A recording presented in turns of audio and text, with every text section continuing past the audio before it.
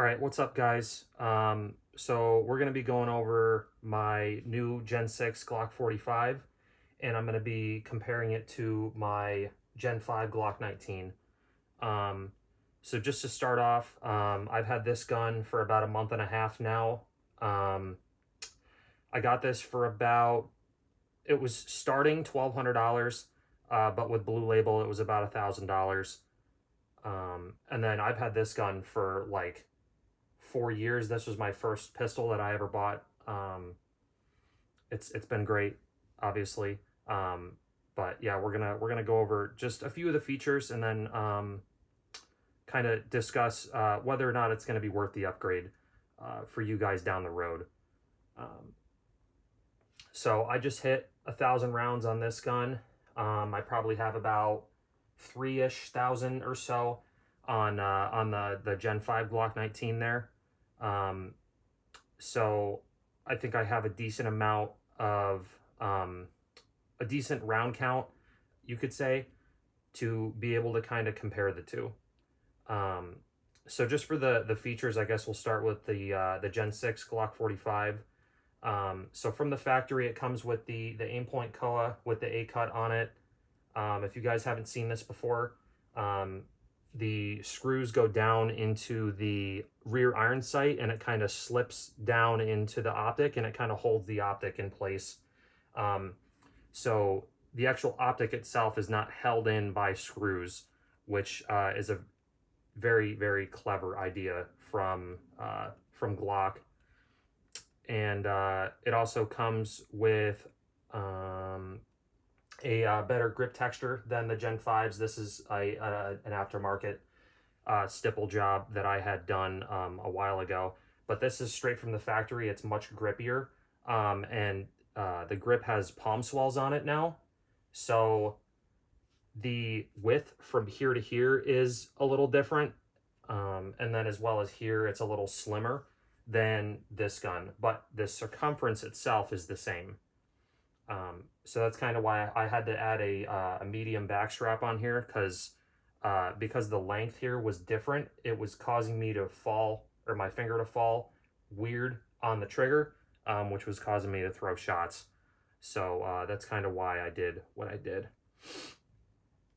So a few of the upgrades I did. So obviously I put a Radiant Afterburner Ramjet compensator on there.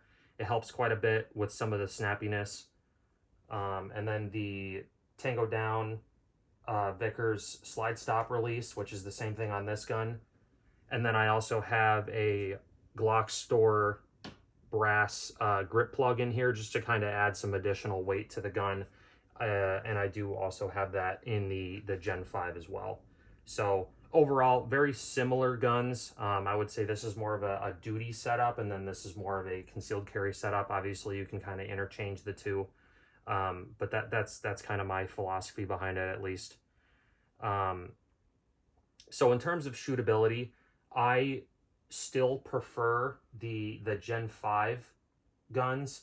And the reason I say that is because for this gun, it has a single spring recoil assembly in it, and then this one has the two spring recoil assembly in it.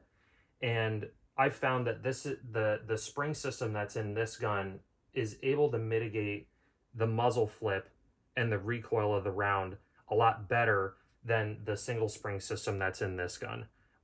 That's just me personally. I shoot both of these guns great. I'm just talking merely from a recoil control standpoint.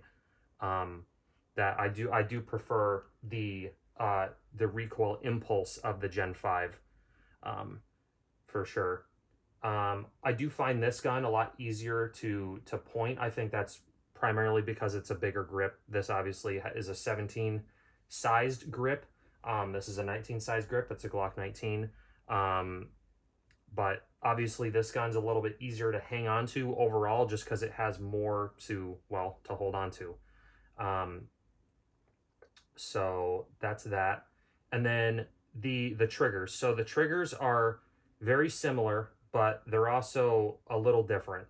I don't know exactly what Glock did differently on the Gen 6 compared to the Gen 5, but I still prefer the Gen 5 brake. So when I initially got this gun, it almost had two walls to the trigger. It's kind of hard to explain. You had your initial wall, and then there was a little bit of creep, and then there was almost another wall, and then more creep. It was really odd. But after shooting it for a bit, and after a decent amount of dry fire, I think I got the trigger broken in now a decent amount. That it's relatively similar to this gun, but it still does creep quite a bit more. This gun obviously is clear and safe, so there's nothing in this gun. So we can kind of go over the trigger pull. So you have your wall right there, creep, creep, creep, creep, and then it breaks. Not as crisp of a break as it is as the Gen 5 is. The Gen 5 is also clear. There's nothing in this gun. So with this gun, I have my wall, I have a little bit of creep, and then the gun breaks. It's a very crisp break. The Gen 5 triggers just seem to break in a lot better than the Gen 6s. At least I only have 1,000 rounds on this gun, so maybe in another 1,000 or 2,000 rounds, this trigger will become this trigger. I'm kind of doubtful, because this trigger already started out pretty good, but I don't really know yet. So I guess we'll kind of find out later whether or not the trigger gets any better. I do like the undercut. The Gen 6 does have an undercut on it to kind of help get your hand higher up on the gun. This one gives me bad Glock knuckle. I mean, that's been every Glock generation since the Gen 1s have had basically the same trigger guard.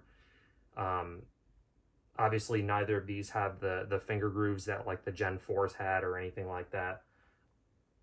So just to kind of discuss the Aimpoint COA here, that does come from the factory, as I said before. The iron sights are really the only complaint that I have on the Gen 6.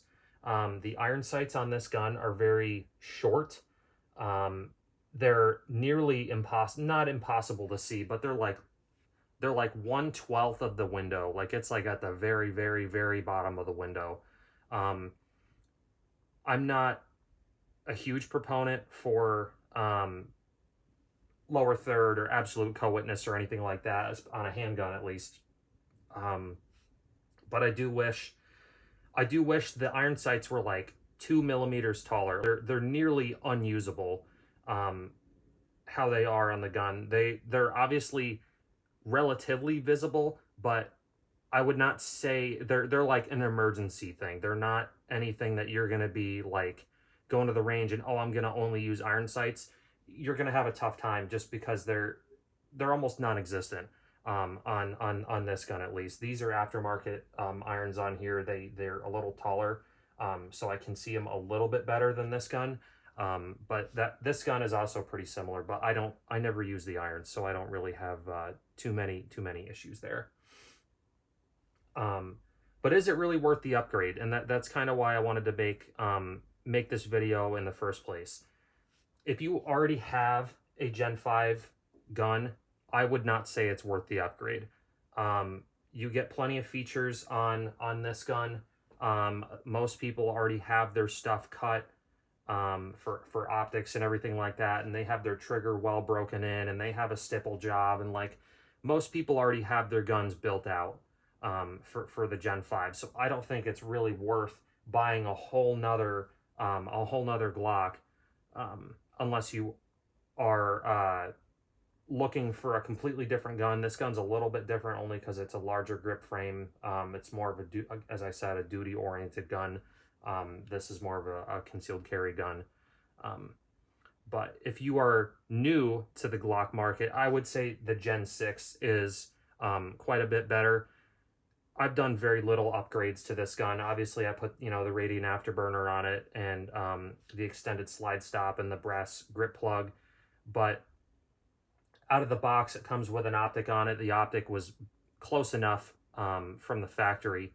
You just have to adjust it a little bit. But like the average person is going to take that out of the box and they're going to shoot it. And I think that this gun is much more shootable overall, straight out of the box, than this gun. If you put upgrades on this gun is going to beat it. This gun is going to beat the Gen 6. But I personally think that if you're new to getting into Glocks, I think the Gen 6s are the way to go. And I'm really looking forward to seeing more models for the Gen 6 coming out in the future. Hopefully we get a Glock 48 or a Glock 43X or something like that with this the grip texture and the COA optic on it, and that would be really nice. But yeah, that's my thoughts. I kind of just wanted to go over you know, the new gun that I got, and wanted to get some opinions from you guys. So if you can leave it down in the comments there, let me know, and have a nice day.